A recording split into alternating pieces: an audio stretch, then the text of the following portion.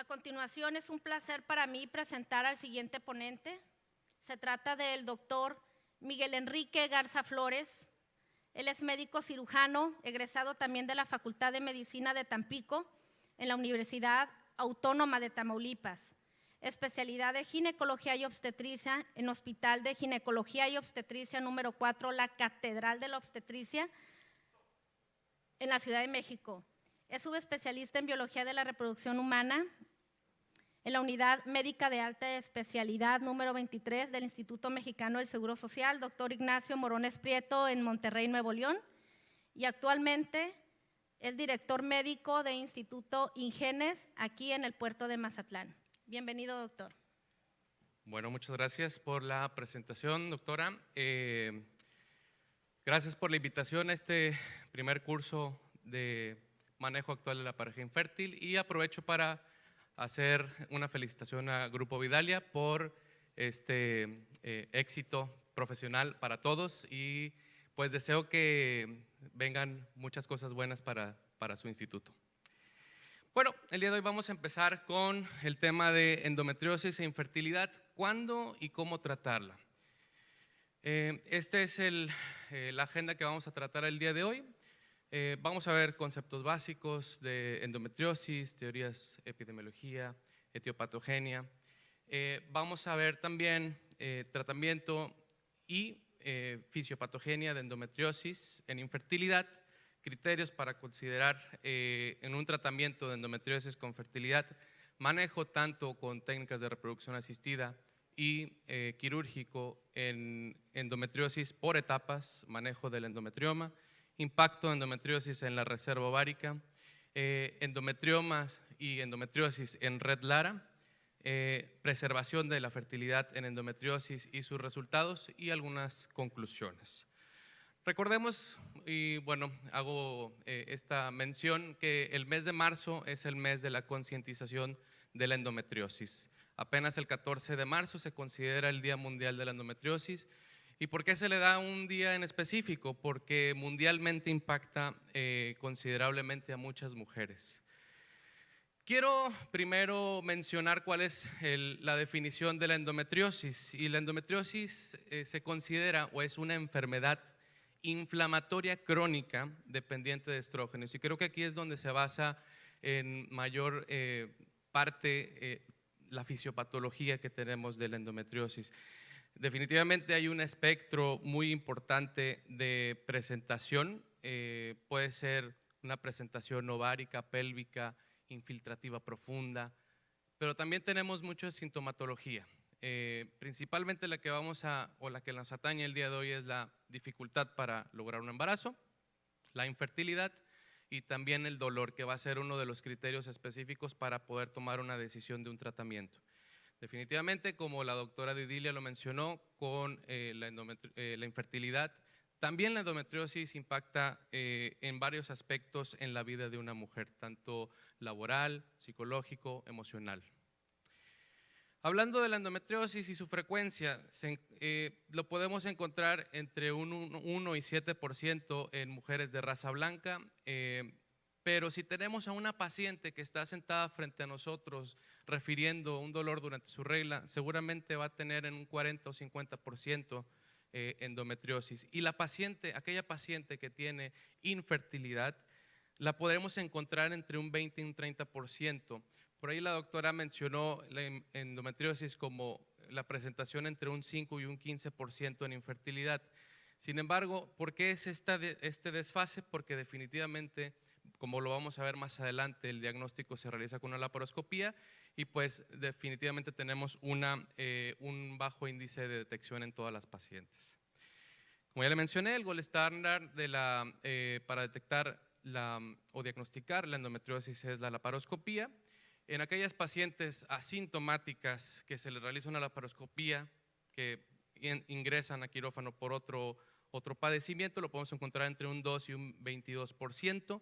Cuando la paciente tiene infertilidad y se decide realizar una laparoscopía, la podemos encontrar entre un 20 y un 50%, y cuando la paciente tiene dolor, lo podemos también encontrar hasta en un 50%. Ahí la importancia de que aquella paciente que curse con dolor si lo asociamos con infertilidad, tiene muchas posibilidades de tener una endometriosis.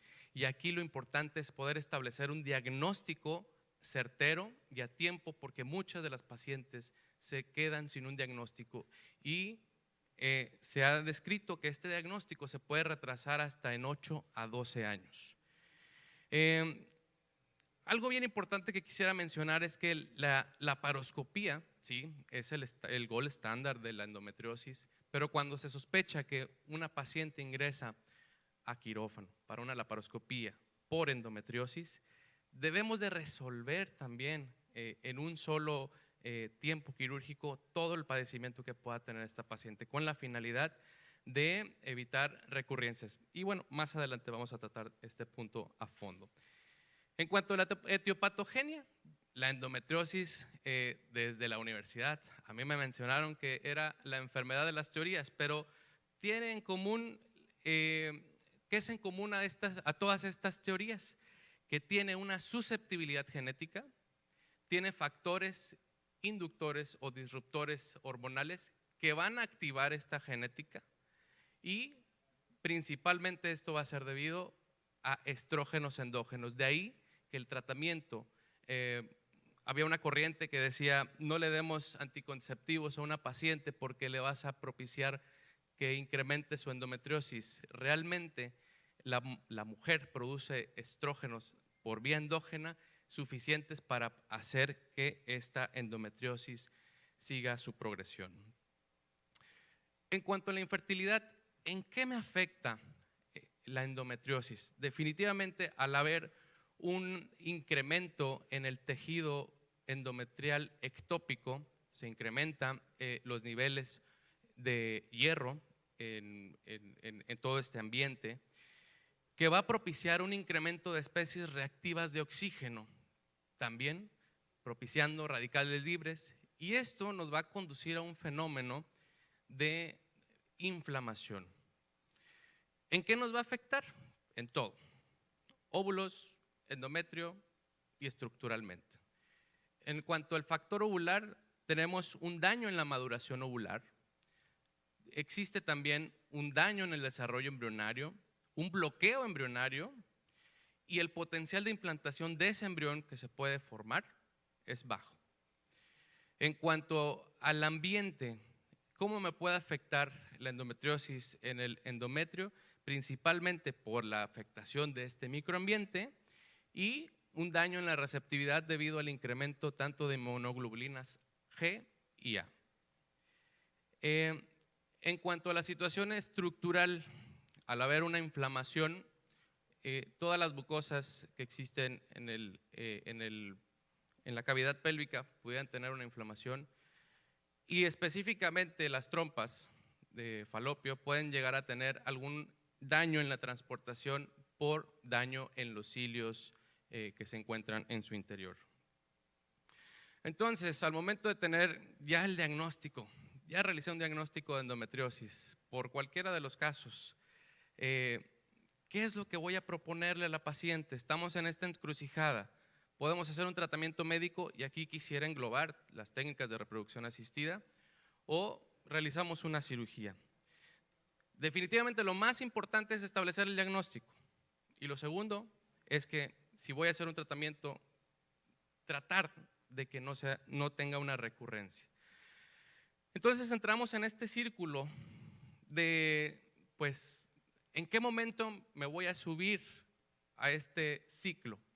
Si quiero ingresar al momento de hacer primero una técnica de reproducción asistida, quizá un in vitro, pero eso mismo que se presenta en la endometriosis como un endometrioma pueda dificultar el acceso a los folículos y me pueda producir también un absceso posterior.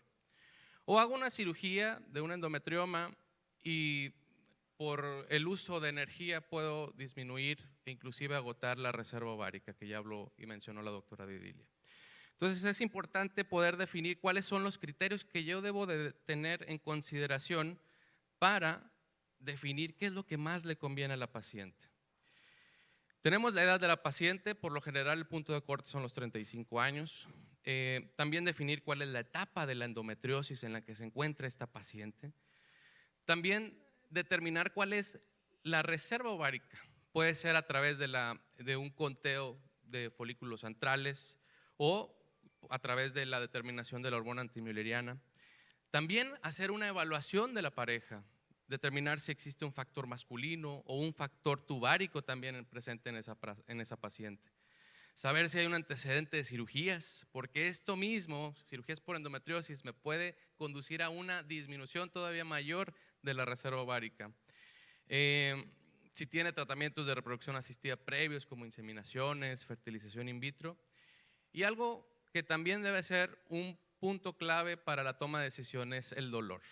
En este cuadro que les quiero presentar, se resume de una forma muy agradable para mí cuáles son los criterios que debo, o cuáles son los criterios que están a favor de la cirugía y de una técnica de reproducción asistida. Definitivamente una edad joven, pacientes que no tienen otro factor asociado como un factor tubárico, un factor masculino, que sea una infertilidad de corto tiempo, que todavía hay una reserva ovárica muy aceptable, que sea decisión de la paciente que podamos hacer una cirugía. Estos son los criterios que voy a poder decirle a mi paciente, vamos por una cirugía. Sin embargo, si es una paciente de más de 35 años, hay un factor tubárico, hay un factor masculino, tiene una infertilidad de larga evolución, hay una reserva ovárica disminuida, ya tiene antecedente de un dolor ligero, tenemos un endometrioma o un endometrioma bilateral, también cirugías previas o que esté asociado con la adenomiosis. Definitivamente esta paciente será candidata a una técnica de reproducción asistida antes de que nos quedemos sin gasolina, de que nos quedemos sin la reserva ovárica. Entonces, hablando acerca de las técnicas de reproducción asistida, la primera, y por etapas, vamos a verlo, en las primeras etapas, endometriosis 1 y 2, que son consideradas mínima o leve, el tratamiento de primera línea para estas pacientes es una estimulación ovárica controlada o una inseminación. Existen porcentajes de éxito menores en pacientes con inseminación que en pacientes con inseminación que tienen un diagnóstico de factor masculino o un factor de origen inexplicable. De ahí mi recomendación, si tenemos una paciente con endometriosis y la paciente ya está un poquito deseosa de lograr el embarazo, iniciar directamente con una inseminación. Y esto se soporta también en la siguiente idea.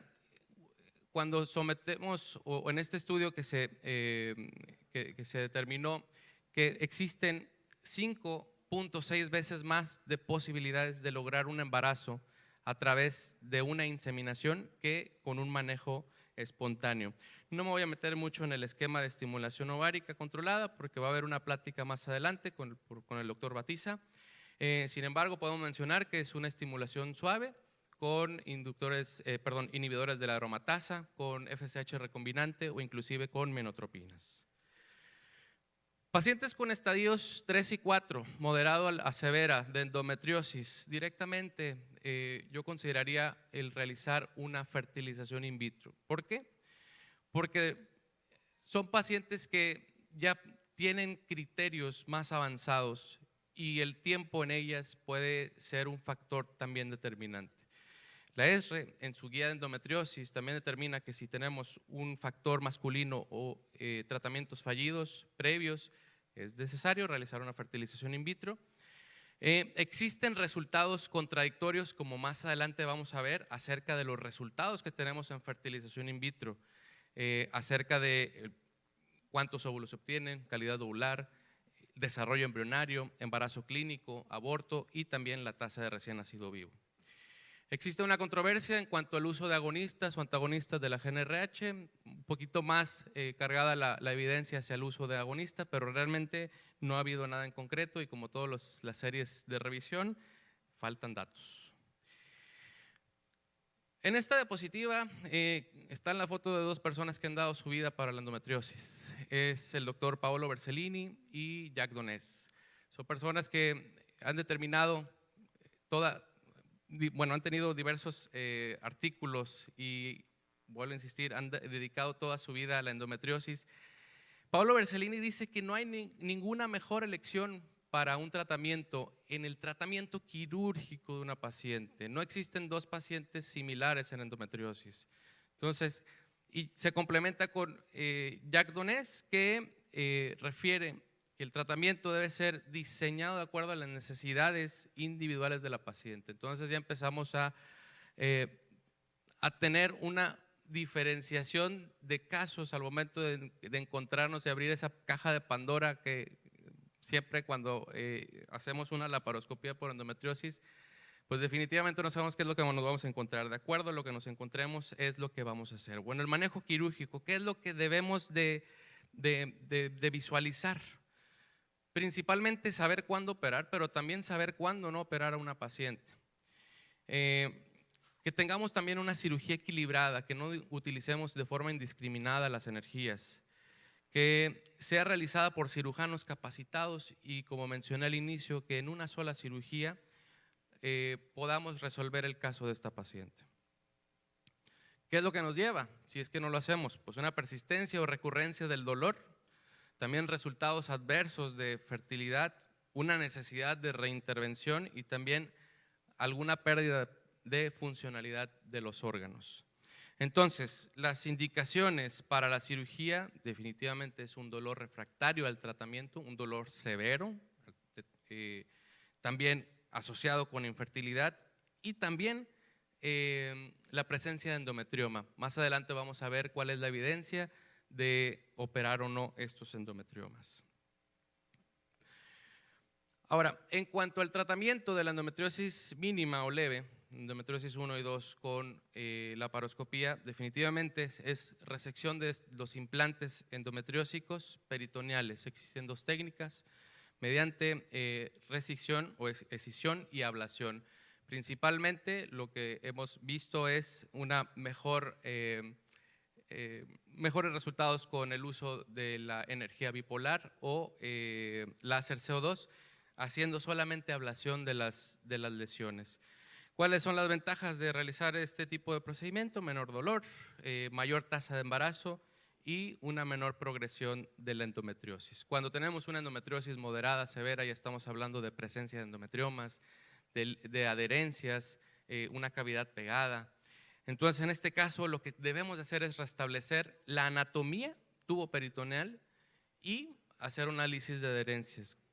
Actualmente existen intervenciones que se están describiendo como con un mejor resultado para prevenir adherencias posteriores a realizar una laparoscopía por endometriosis moderada severa. Y es el uso de celulosa oxidada regenerada, estos materiales de Surgicel, y también hacer una suspensión ovárica postquirúrgica a la pared abdominal, que 2 o 3 días posteriormente se quita esta suspensión, y también el uso de suturas en vez de energía. En cuanto al manejo del endometrioma, pues bueno, tenemos dos técnicas: la escisión, que es la exéresis completa de la pared del quiste, y la ablación, que es la destrucción de la capa interna de la cápsula. Las indicaciones, pues evidentemente es el dolor refractario, un quiste que dificulte la punción o el acceso a los folículos al momento de realizar una fertilización in vitro, un riesgo de ruptura o complicaciones durante el embarazo como torsión.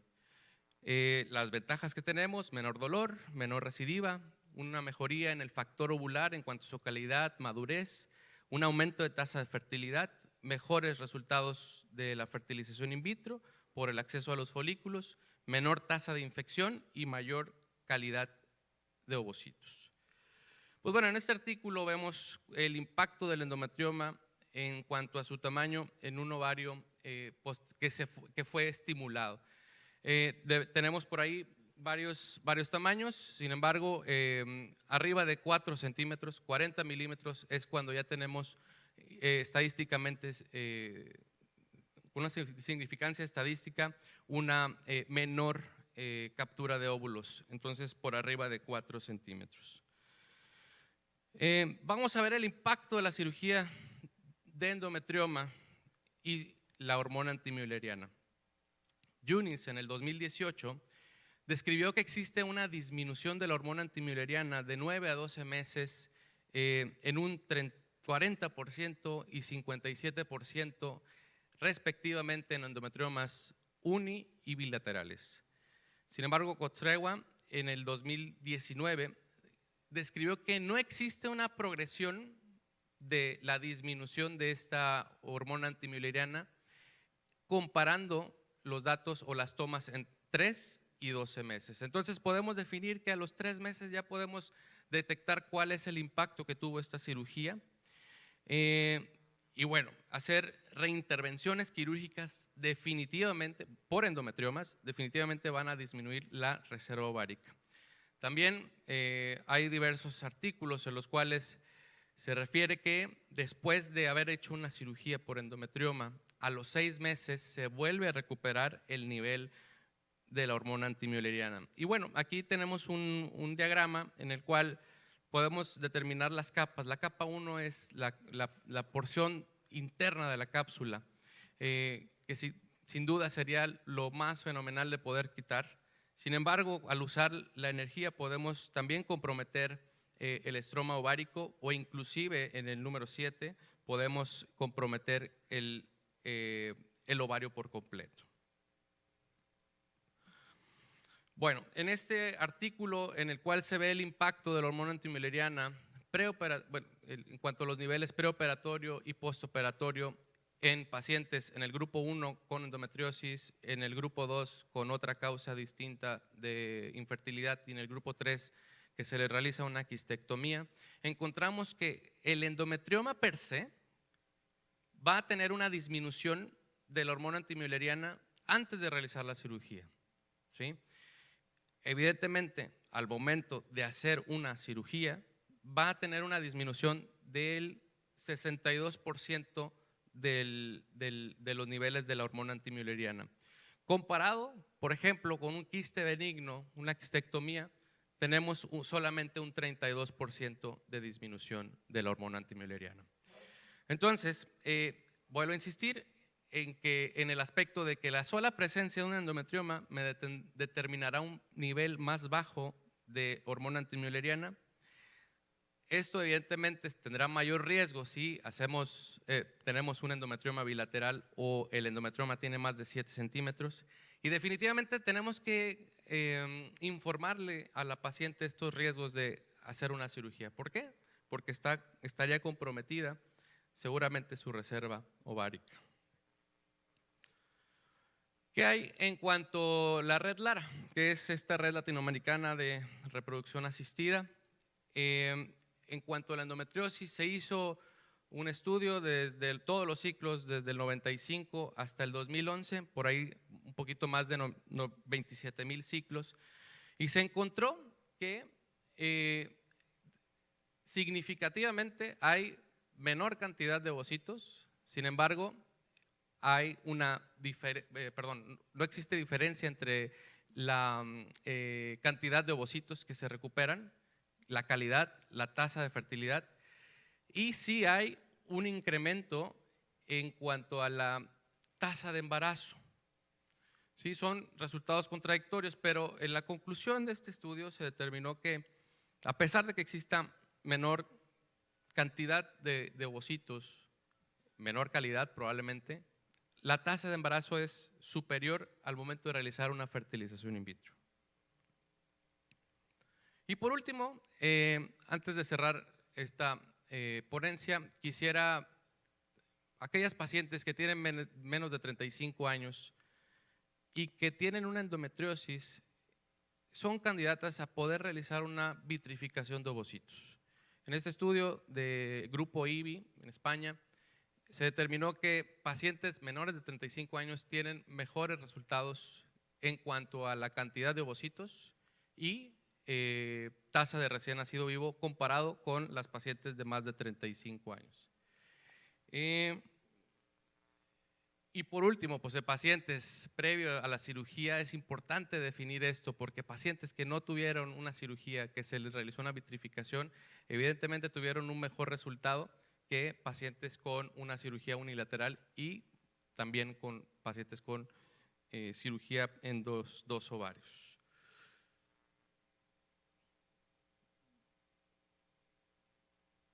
Listo, para las conclusiones, pues definitivamente 5 conclusiones: individualizar a cada paciente con endometriosis, pacientes con edad mayor de 35 años, un factor tubárico, un factor masculino, endometriomas pequeños o baja reserva ovárica, realizar una técnica de reproducción asistida, pacientes con dolor incapacitante, endometriomas, antecedentes de FIP fallido, endometriomas de más de 4 centímetros, realizar un manejo quirúrgico a través de la laparoscopía. Es importante planear una cirugía por endometriosis pensando en un futuro reproductivo de la paciente. Y como último, no todas las pacientes con endometriosis se operan. Muchas gracias.